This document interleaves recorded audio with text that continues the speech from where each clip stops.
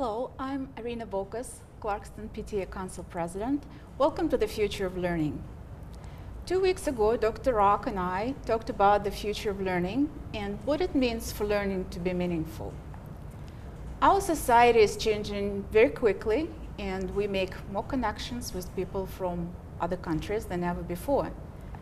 It is also bringing into perspective that what we were taught and maybe how we were taught 20 years ago might not be what our children need today. As the new school year is just about around the corner, we invited two Clarkston principals to share their thoughts about the future of learning here in Clarkston and plans that they have for their schools. Jennifer Johnson is an assistant principal at Sashaba Middle School, and Bruce Martin is a principal of Anderson Elementary. Thank you very much for joining us today. Sure. Jen, let's start with you. From your perspective, what is our district's vision and for our schools and our students? Well, I think of our mission statement to cultivate thinkers, learners, and positive contributors to a global society.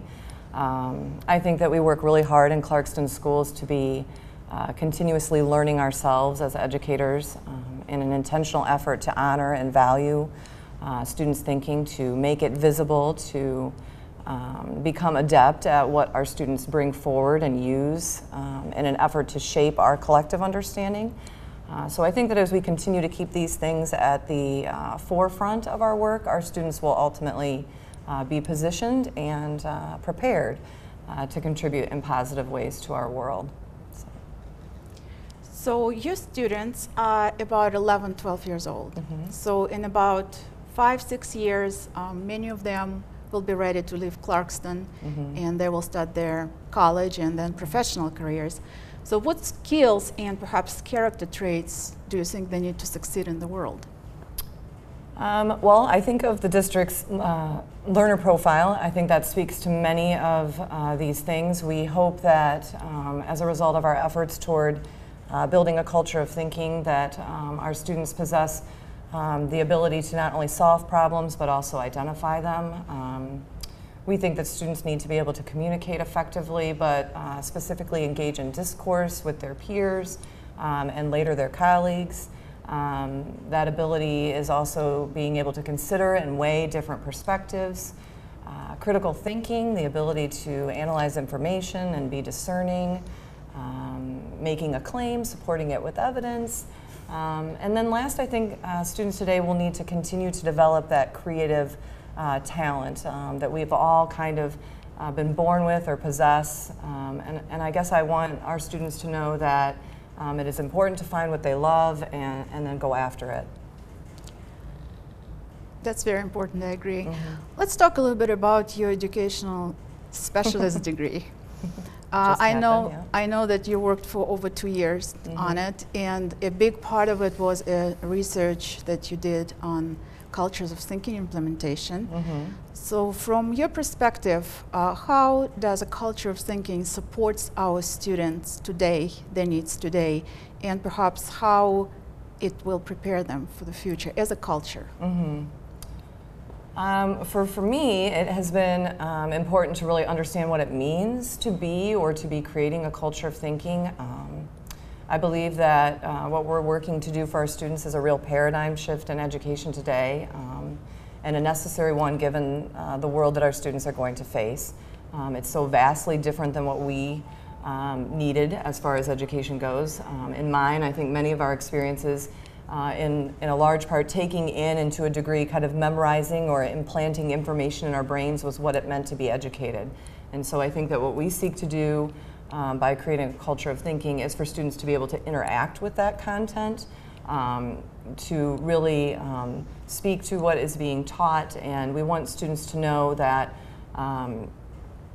what they really think about the content that we're teaching them. It's no longer enough to say, just tell me what I just explained to you, but rather we say things like, what do you see? What do you think? What do you wonder? And when a student offers an idea to us, we say, what makes you say that? So it's really about the interacting with the content. So I think that by developing these dispositions of thinking, whether it be observing or making connections, uncovering complexity, that students are going to be able to enter the world already having had relevant and authentic experiences of applying their understanding. So it reminds me of something that John Hattie talks about when he says that the goal of visible learning is for teachers to see learning through the eyes of their students and for students to see themselves as their own teachers. So I think that as we continue to move toward that end, our students will be prepared for the future that they face. Could you please share some example of meaningful learning? I guess the learning that really made an impact on your students, not just kind of learning from a textbook. I think one is definitely our academic service learning projects in the district. Students are engaged in projects that really make a difference in our communities. These projects are things where they are learning by being immersed in relevant and authentic opportunities and experiences. While it may be simple, I also think the thinking routines that our staff uses in their classrooms allow for a lot of the things that I've kind of already touched on. But as a result, in particular, the being visible nature of the routine, the students are really learning from one another because they're seeing their thinking. And so they're influenced by their classmates' thoughts and understandings. I think that provides a rich context for dialogue, opportunities to address misconceptions from a teacher's perspective, and really, again, kind of grapple with the content. So I think in many ways students find these routines to provide validation. So I see someone's thinking and I think, wow, that's very similar to my own, or conversely, eye-opening because it's something that maybe they haven't considered before. So is it similar to the project-based learning then in some cases? Yeah, similar. But again, that is really bringing a real relevant problem to the forefront for students to really interact with and then solve. I do remember hearing about some examples of what students did, and I think some of them were also about giving back to the community, like the Humane Society, and some of them I think even had a global exposure, like raising money for water to dig a well. So yeah, many of our service learning projects are either locally based or have much wider reach. So. Okay, well, thank you so much. Sure. And Bruce, so your students are much younger. They're about 5 years old when they enter kindergarten, and when you see a little 5-year-old who can barely reach for a light switch, it's really hard to think past immediate needs. So how do you make the child feel safe or comfortable, and certainly past the basics like reading and writing? So how do you see our district's vision and philosophy fit into an elementary school? Well, if you think about the natural child development stages, if you think of the young children that you know, maybe in your life, they're naturally curious, they're into everything, they're very vocal, they tell you exactly what they're thinking, and the exciting part is they're still amazed by the world around them. So when you mesh Dr. Rock's vision and the school board's vision for the kind of culture we're trying to create, it's a perfect fit from that standpoint with the kids that are coming to us, both incoming kindergarten all the way up through 5th grade at Andersonville, who are still at a very verbal stage. They're very interactive from a social standpoint, and they're very curious. So building that kind of culture in our classrooms is actually a bit easier because of the way kids are wired at that age. Okay, so what do meaningful learning and teaching mean to you as an elementary principal? Well, our goal is that learning sparks an emotion in kids, whether it's excitement or whether it's anger even, whether it's fun and hilarity, and causes them to want to dig deeper with their learning. We hear stories of kids that maybe learned something during the day or were part of a conversation with the teacher, and then when they got home that evening, we're digging into the internet, we're looking for sources, we're learning more about that because it had sparked an emotion in them. And that's really what we're trying to get to. From a teaching and instruction standpoint, we want to help those students make an emotional connection with what they're learning. I remember so many lessons when I was growing up that we just sat and went through a textbook and answered some questions at the end, and there really wasn't much of a connection for me. And as you might imagine, 3 hours later, it was gone. Gone. I didn't retain it, didn't comprehend it. But as we try to connect with these kids and spark that emotion, we know that they're going to be that much more engaged, and it's going to have a long-lasting retention and comprehension in moving forward and building on that. Well, it has been 4 years since our school district began its journey towards a culture of thinking. And as my son, who is now going into 3rd grade, your 3rd graders also have been into this environment since they entered your school. So how would you say they're different from your 3rd graders maybe 5 years ago in general? That's an excellent question, because we certainly see a big difference. For one thing, our students seem to be much more comfortable taking risks with their learning. I remember last year sitting down on the very first day of school, making my way around the building and just visiting classrooms. And as the kids were sitting on the carpet talking with the teacher, getting to know one another, one of the students out of the blue raised their hand and said, "You know, what you're talking about makes me think of this," and went off in a completely different direction that wasn't, frankly, wasn't related at all to what they were talking about.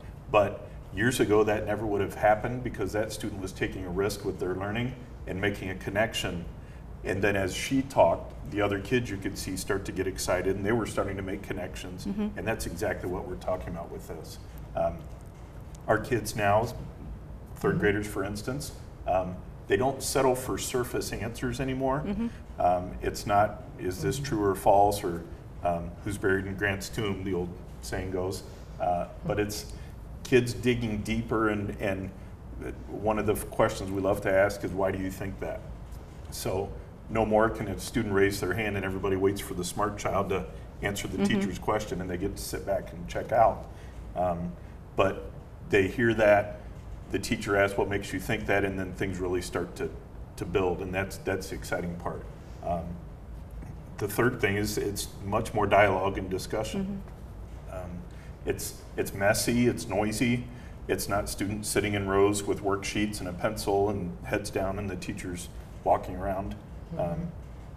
There's a lot of conversation, a lot of partner work, a lot of group work, and it's a noisier classroom, and that scares some people because it speaks to what they think is a classroom management issue. But in actuality, the learning is so rich and the conversations are so rich that our kids are taking things farther than they ever have taken things before.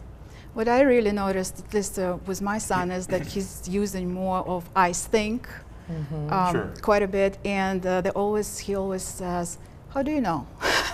How do you know?" So that's definitely, I can notice there is a different shift in this. Right. And as a parent, that's uncomfortable sometimes.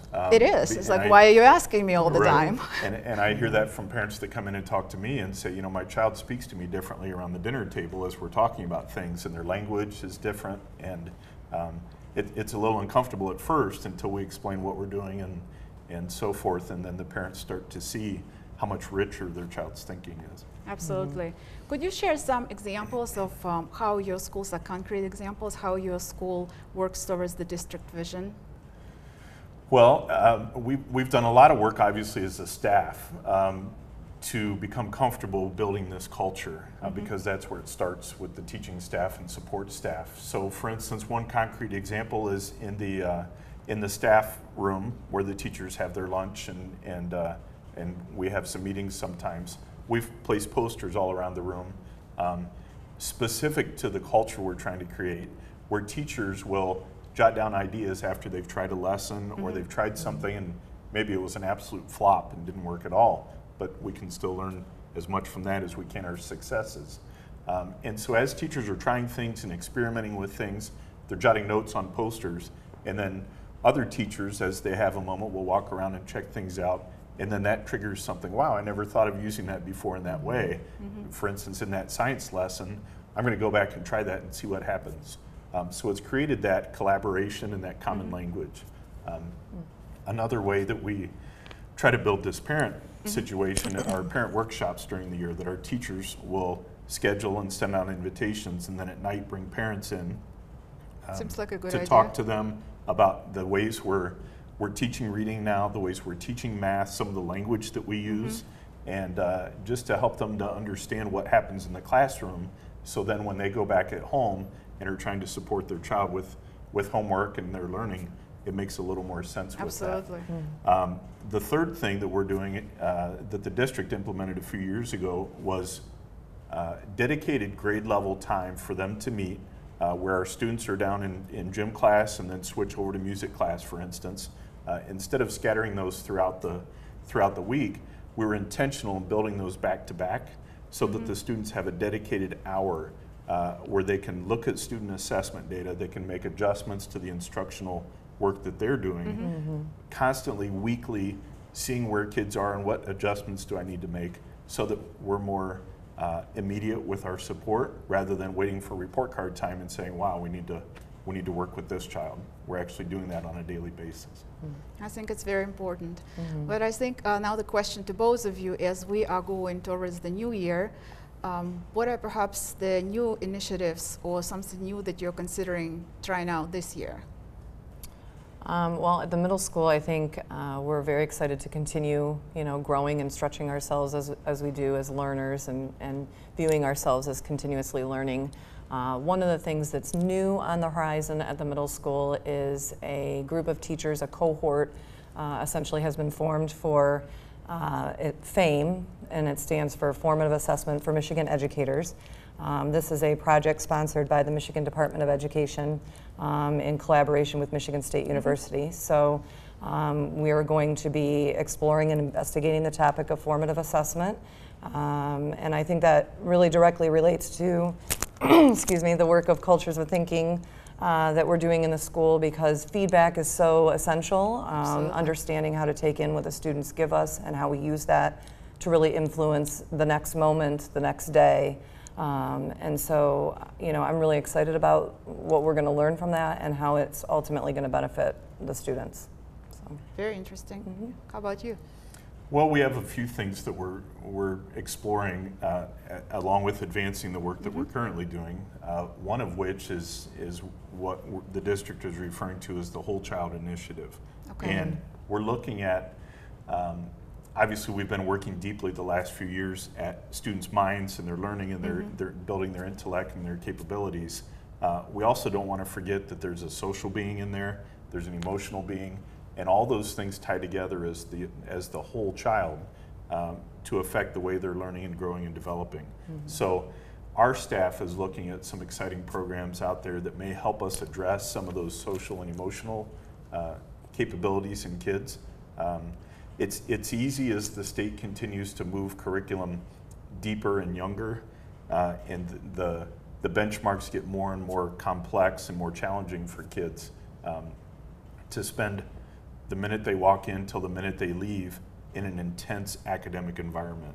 And there's always a fine line, especially at the elementary level, from a child development standpoint, of pushing that too hard and seeing kids break down, and which then impacts their learning forever.